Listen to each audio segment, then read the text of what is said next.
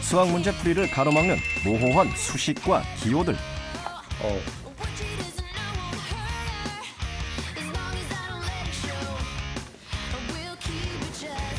수식과 기호를 이해하지 못하면 문제의 정답은 찾을 수 없다. 그렇다면 어려운 수식은 어떻게 극복해야 할까?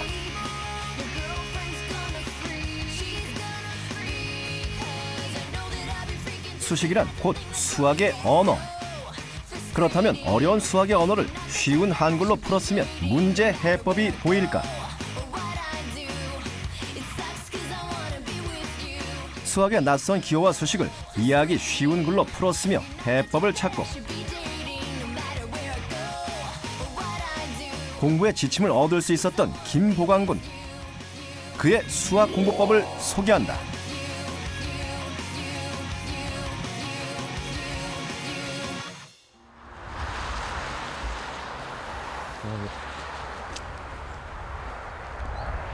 버스에서 내려서 집까지 좋게 30분은 걸어야 할 정도로 외진 마을에 살고 있는 보광군. 아버지 지인분들께서 플랜카드를 달아주셨어요. 축하한다고. 근데 저는 이게 아마 이번 여름까지 갈 것 같은데 좀 민망해요. 근데 그래도 엄마 아빠가 이거 보고 되게 뿌듯하시니까 기분은 좋은데 제 이름 가지고 이렇게 플랜카드 가는 건 정말 익숙하지가 않네요. 10년 전 복잡한 도시 생활을 피해 이곳으로 귀농한 보광군의 부모님. 그 덕분에 보광군은 어린 시절을 자연과 어울려 지냈다. 부모님이 딸기 농사 지으시거든요. 그래서 이제 엄마 아빠 지금 딸기 따고 있는데 가서 뭐 좀 거둘 거 있나 하고 뭐 딸기도 따볼 겸 해서 가보고 있어요. 농번기엔 일손이 모자랄 정도로 바쁘신 부모님. 보광군의 합격 소식을 듣고 어머니는 만감이 교차했다. 합격했을 때 엄청 좋죠. 엄청 좋고 합격했다 소리 들으니까 눈물이 나서 울었어요. 그냥 첫째는 지한테 좋지만 일단은 부모로서는 행복하잖아요. 너무 행복하고 너무 고맙고 또 잘 보내준 것들이 좀 미안하고 좀 더 잘할 수 있지 않았을까 하는 생각이 많이 들었었어요.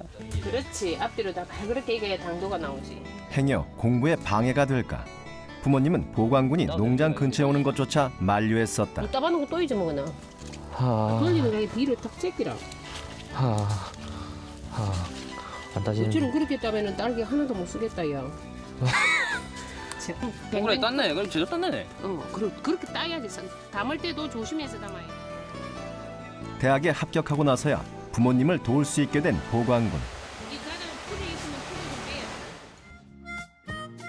어릴 적부터 놀기도 좋아했지만 성적도 그에 못지않게 월등했다.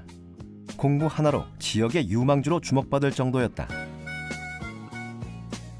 초등학교 때 상위권을 계속 유지를 했고 중학교 들어와서 이제 이게 영남권이라고 1%인가 3%인가 안에 들었었어요. 중학교 1학년 때 딱 쳤는데 그러니까 중학교 생들이 와 얘 진짜 대단하고 난리가 난 거죠. 그러니까 좀 약간 자만심도 생기고 그래 약간 뭐라 해야 될까 난 공부 안 해도 잘하는 것 같은데 싶으니까 중학교 1학년 때 좀 많이 삐뚤어졌었어요. 그렇게 고등학교에 입학한 보광군. 하지만 고등학교의 성적은 중학교 때와 사뭇 달랐다. 안녕하세요. 안녕하세요. 네. 잘 지냈나? 안녕하세요. 올라갔고 3학년 때도 솔직히 네 보아이가 서울대 갈 줄은 갈 실력은 충분히 된다고 생각을 했었지. 그런데 이제 내신 보니까 맞아요. 경영대까지는 좀 무리겠다는 생각을 했었거든. 보광군의 성적을 위태롭게 한 것은 다름 아닌 수학. 특히 첫 모의고사에서 1등급이었던 성적은 1년 만에 40점으로 하락했다. 그때 진짜 기분이 어땠냐면요. 이렇게 시험지가 나와주잖아요. 딱 받았고 딱 첫 번째 페이지 간신히 딱 풀고 넘겼는데 그다음부터 한 개도 모르겠는 거예요. 그래갖고 넘기고 뭐 찍고 넘기고 하니까 내한테도 그 검은 글자고 흰 종이다라는 그런 케이스도 있었단 말이지. 예, 그게 그렇게 있죠. 무리방정식으로 뜻밖의 결과에 한동안 충격에서 벗어나지 못했던 보광군. 뒤늦게 수학책을 펼쳐봤지만 2학년에 올라와서 문제는 더욱 까다롭게 느껴졌다. 시험 점수는 역시 제자리 걸음. 한 번 떨어진 수학 성적은 쉽게 회복되지 않았다. 결국 수학 공부에 대부분의 시간을 투자하기로 한 보광군. 우선 문제를 풀어보며 수학 공부에 어떤 문제가 있는지 점검했다.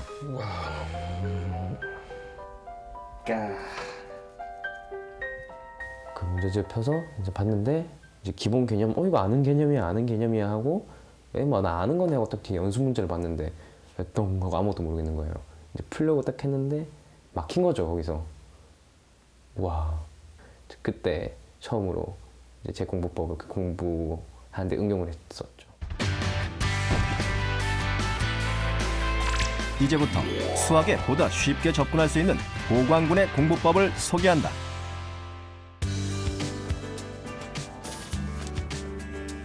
우선 가장 기초적인 수준의 문제를 풀어보기로 한 보광군. 하지만 문제를 읽는 과정부터 난관에 부딪혔다. 특히 뜻을 알 수 없는 낯선 기호와 수식들은 문제를 읽는데 걸림돌이 됐다. 해본 사람은 몰라요. 안 하다가 해본 사람은 알아요.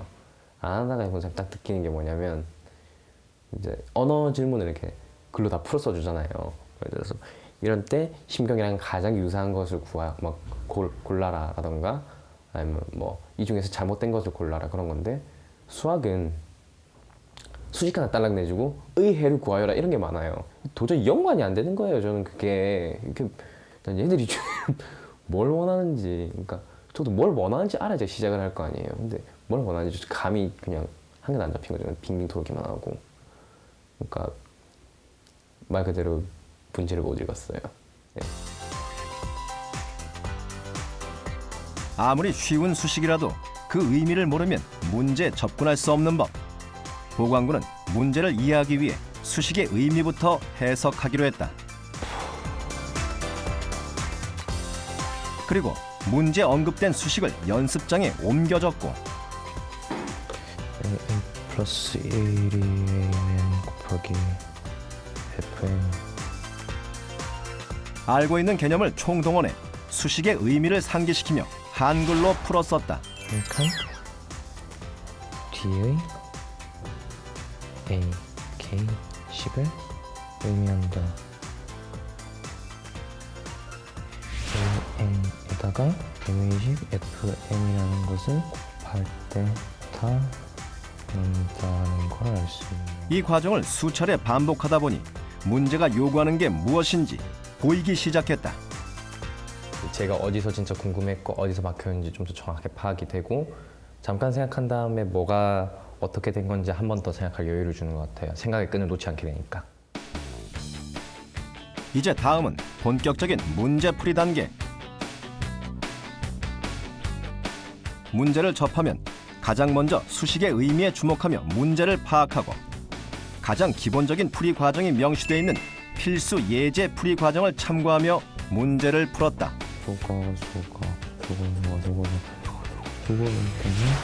이렇게 예제풀이 과정을 그대로 적용하며 문제풀이를 거듭한 결과 기초적인 수준의 문제는 막히지 않고 풀 수 있게 됐다.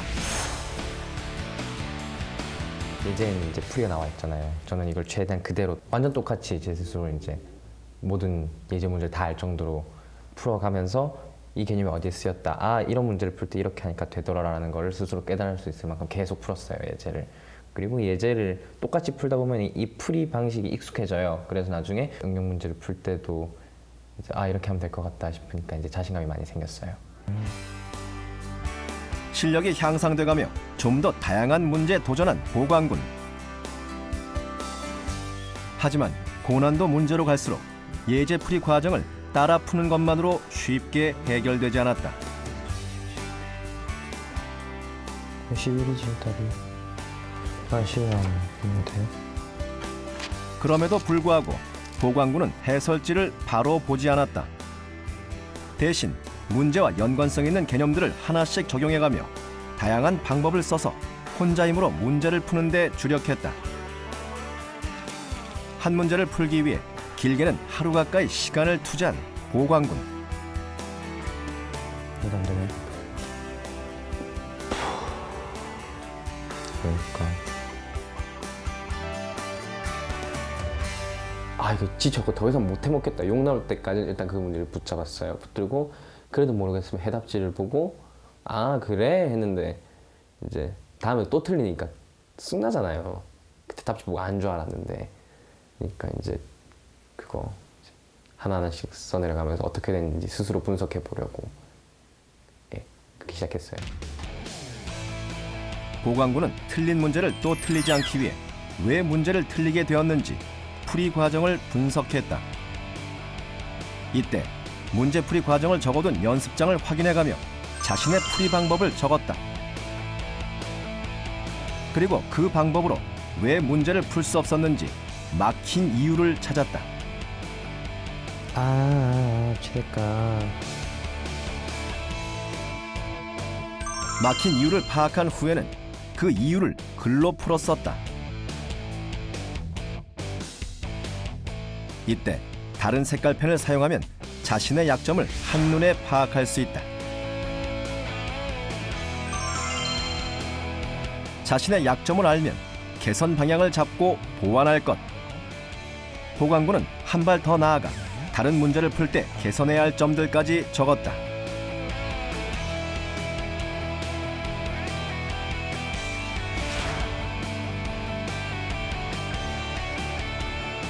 한 문제를 풀 때 긴 시간을 들여서라도 여러 개념을 적용하며 다양한 접근을 시도한 보광군. 틀린 문제를 분석할 때도 보광군은 한 문제를 풀기 위해 시도해본 풀이 방법들을 하나하나 짚어가며 풀이가 막혔던 이유와 개선 방안을 적었다. 그리고 이를 종합해 근본적인 약점을 찾는 데 주력했다. 문제풀이가 막히는 이유도 여러 가지 요인이 있기 마련. 보광군은 문제풀이에 집중할 수 없었던 원인까지 세세하게 분석해서 이를 개선하기 위해 애썼다. 심지어 그때 오줌 마려서 화장실 갔다 왔다던가 막 졸려서 막 5분 잤다 10분 잤다 그런 것도 적고 막 진짜 짜증나면 적다가 짜증나 하고 막 이제 짜증나는 것도 막 적고 막 예전에 여자친구랑 헤어졌을 때는 자꾸 걔 막 보고 싶다 그런 것도 막 적었었거든요. 걔 때문에 집중이 안 됐나 보다 뭐 잊을 방법을 찾자 뭐 그런 것도 하고 꼭 필요하지 않더라도 언젠가는 쓸 법한 그리고 나중에 이런 사태가 일어나도 당황하지 않고 순발력 있게 대처할 수 있도록 이렇게 미리미리 준비를 하는 거죠. 몇 문제 더 푸는 것보다 이게 훨씬 더 값지다고 봐요.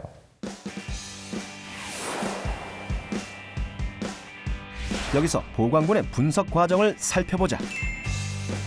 먼저 자신이 시도했던 풀이 방법을 적은 다음 그 풀이 방법으로 문제를 풀 수 없었던 이유를 적고 집중이 안 된 이유까지 함께 적는다. 그리고 이를 통해 개선해야 할 방법을 고민하고 정리한다. 이렇게 자신의 풀이 과정을 분석해서 약점을 확인하고 이를 개선할 수 있는 구체적인 방법까지 모색한 보광군. 이런 분석은 수학 공부에 유용한 지침이 되어주었다.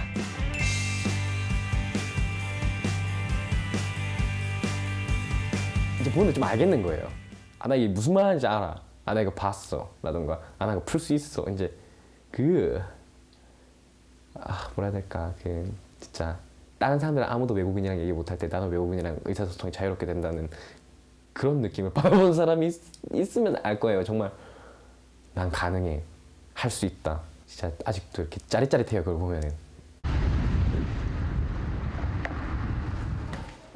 후배들을 만나기 위해 학교를 찾은 보광군. 안녕 고3 공부는 잘 돼가니? 걱정하지 마 우리가 방금 반가운 인사를 뒤로 하고 곧 고3이 되는 후배들의 고민을 들어봤다. 어떤 과목이 제일 고민이니? 수학이요. 니도? 오빠는 40점대까지 떨어져 봤어. 그리고 96점까지 올려봤지. 어떻게 하는지 알려줄게. 따라오래. 렛츠고. 너희들이 어디서 문제가 되는지 그걸 알아야 되니까 실제 문제를 좀 풀어보도록 하렴. 가장 먼저 실전 문제 풀기에 돌입한 학생들.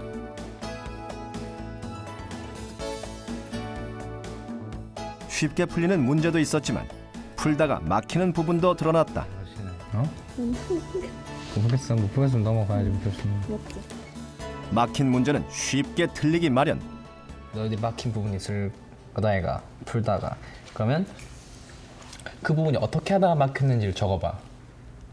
그러니까 한글로 다 쭉 귀찮아도 수식으로 쓰지 말고 한글로 다 풀어서 이렇게 하다가 막혔다 라고 적어봐. 네 풀이를 정리해보고. 처음으로 틀린 문제를 분석하게 된 학생들. 왜? 하지만 생각보다 진도가 잘 나가지 않는다. 학생들은 어떤 점이 어렵게 느껴졌을까? 왜 못 풀었는지 아는 게 쉬운 게 아닌 것 같아요. 찾기가 힘들었어요. 네가부터 볼게. 왜 해서 수시에 그대로 옮겨 쓰는 거는 문제 그대로 뺏겨 넣는 거야. 문제 네가 몰랐던 문제 그대로 뺏겨 넣으면 무슨 소용이니? 뭐 이런 건 뭐 어쩔 수 없다고 쳐도 이런 거는 주어진 식은 로그 안에, 그러니까 로그의 안에 A의 모든 항들이 다 곱한식이 된다 이런 식으로 표현을 하는 게 좋아. 그러니까 이렇게 한글로 다 적어놔가는 이거 문 곱한 모양이 된다. 라고 네가 적어놨으면 딱 이렇게 적어놨다고 칠게. 나 같은 경우는 이렇게 적어놨으면 A의 모든 항은 144의 양의 약수지. 근데 여기서는 모든 항을 다 곱해진 모양이지. 그러면은 1, 144, 2, 72, 3, 48 이렇게 알게 되잖아.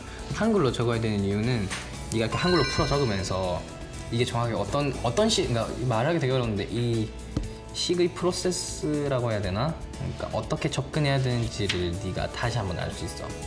수식을 한글로 풀었으면서 문제풀이의 열쇠를 얻을 수 있다는 얘기. 범위 설정을 잘못해가지고 둥으로 넣어버리는 그런 실수를 한다든지 그런 식으로 해가지고 틀렸던 것 같아요.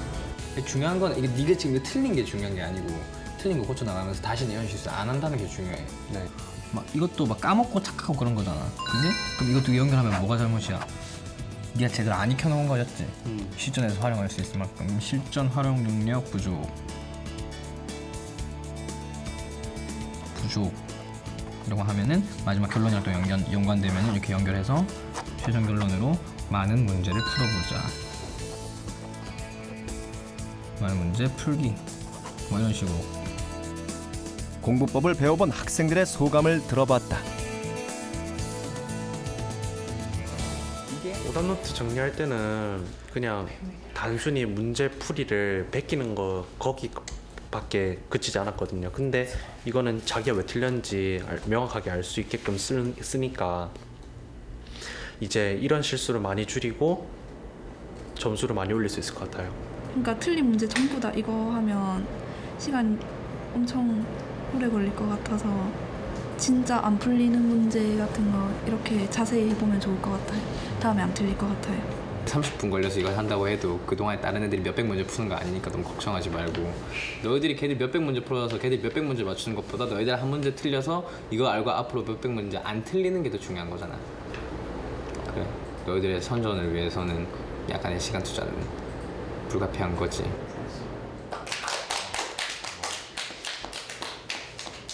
제 공부의 요체는 이제 문제를 풀면서 계속 쭉쭉쭉 나가다 보면 저에 대해서 알게 되는 거잖아요. 저 자신에 대해서. 그러니까 나의 문제점. 그게 가장 좋은 문제집이죠. 자기가 스스로 자신에 대한 오답노트를 쌓아간다는 것. 어디서 틀렸고 어디서 잘못됐다는 것을 이제 반복된 학습이 아니고 그런 깊이 있는 고찰을 통해서 알아간다는 것. 그게 진짜 오답노트죠. 입학 전 일찌감치 학교를 방문한 보광군. 여기 58번. 네. 이제 몇 주 후면 공부하게 될 경영대학 건물부터 둘러봤다. 근데 저 건물 진짜 예쁘네. 입구에서부터 시선을 사로잡는 것이 있었다. 경영학과만 눈에 들어오지 않아요? 네, 되게 자랑스러운데 제가 여기 서서 이걸 보고 뿌듯한다는 게 자랑스러워요. 말이 좀 이상한가? 근데 그래요. 고등학교 시절부터 경영학도를 꿈꿨던 보광군. 그 출발선에 올라서니 모든 게 설레기만 하다. 국제 경영 강의 와 멋있다. 신여성들을 위한 그런 거. 여기서 막 노트 필기한 것도 막 공유하고 그러다가 다음 수업 있다고 막 가는 애들도 있을 거고. 좋은데요. 그냥 너무 신기해요. 그냥 저는 언제까지나 고등학생일 줄 알았는데 대학생이구나 싶어요. 이제 이곳에서 새로운 꿈을 펼쳐갈 김보광군. 제가 가지고 있는 꿈이 아이디어를 기반으로 한 이제 벤처 그룹 같은 건데 대한민국에서 끝나는 게 아니라 초국적 기업까지 발전시키고 싶어요. 제가 갖고 있던 그 아주 원론적인 그 꿈 하나를 향해서 새로운 마인드를 끌어갈 수 있도록 대학교가 끝이 아니고 대학교가 이제 고등학교 끝나고 새로운 시작이니까 여기서 다시 만들어가고 싶어요. 누구나 한 번쯤은 답답하고 풀리지 않는 문제와 마주하기 마련이다. 그 문제를 외면하지 않고 원인을 찾아 개선한 김보광군. 그 저력을 간직한다면 그의 꿈은 반드시 이루어질 것이다.